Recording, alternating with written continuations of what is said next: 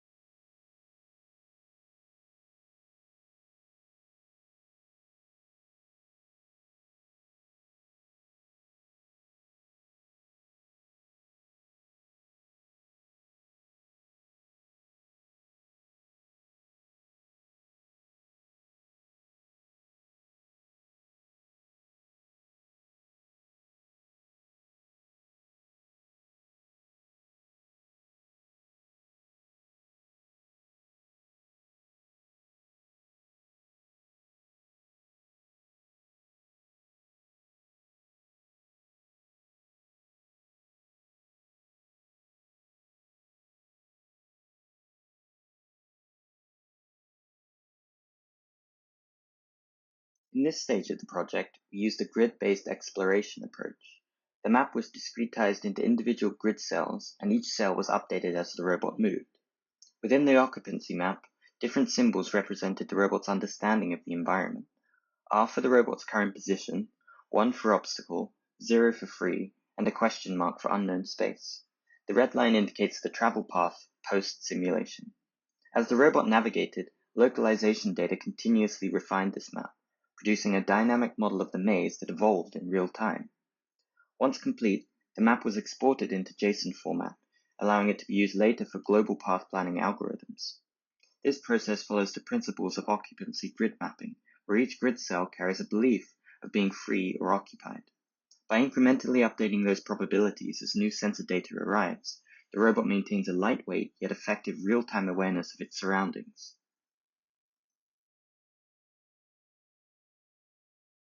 Once the maze was explored, we switched to global planners. We implemented 3: A-star, Dijkstra's, and wavefront propagation. A-star used the Manhattan distance heuristic to guide search efficiently. Dijkstra served as a non-heuristic baseline. Wavefront filled the grid outward from the goal to verified completeness. These algorithms transformed exploration data into optimal routes, bridging local behaviors and global intelligence.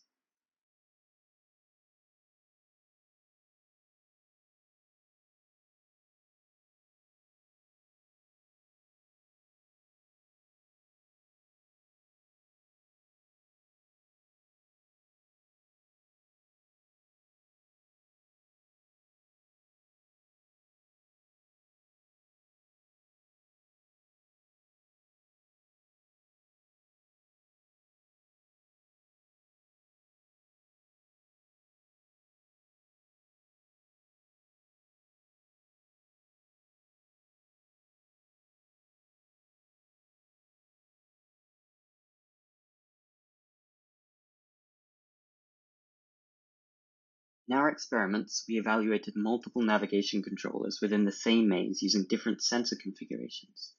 The flood fill algorithm achieved approximately 96% maze coverage, outperforming the right-hand wall following approach, which covered around 82%. When combined with the A-star path planner, flood fill provided the best balance between exploration completeness and runtime efficiency. Next, we measured computational effectiveness through benchmarking. Each algorithm was executed 20 times, and we recorded the average runtime, variation, and memory usage. This allowed us to compare not only speed, but also consistency. The findings were remarkably efficient. Every algorithm computed its path in under 1 millisecond. Dijkstra's algorithm achieved the fastest mean runtime, while wavefront propagation proved the most stable, showing the lowest runtime variance. A-star incurred a small additional cost due to heuristic evaluation, but remained highly efficient overall. Memory usage stayed minimal, averaging between 12 and 15 kilobytes, with wavefront consuming slightly more because of its full grid propagation model. Overall, all 3 algorithms displayed excellent computational performance, with only subtle trade-offs between speed, consistency, and heuristic computation. These results confirmed that our planners are well suited for real-time embedded robotics, balancing accuracy and efficiency within strict resource limits. The results reaffirm a central idea in robotics. Complex behavior can emerge from simple rules layered correctly. The reactive right-hand rule provided safety and continuity. Flood fill added a memory of space. A-star brought foresight.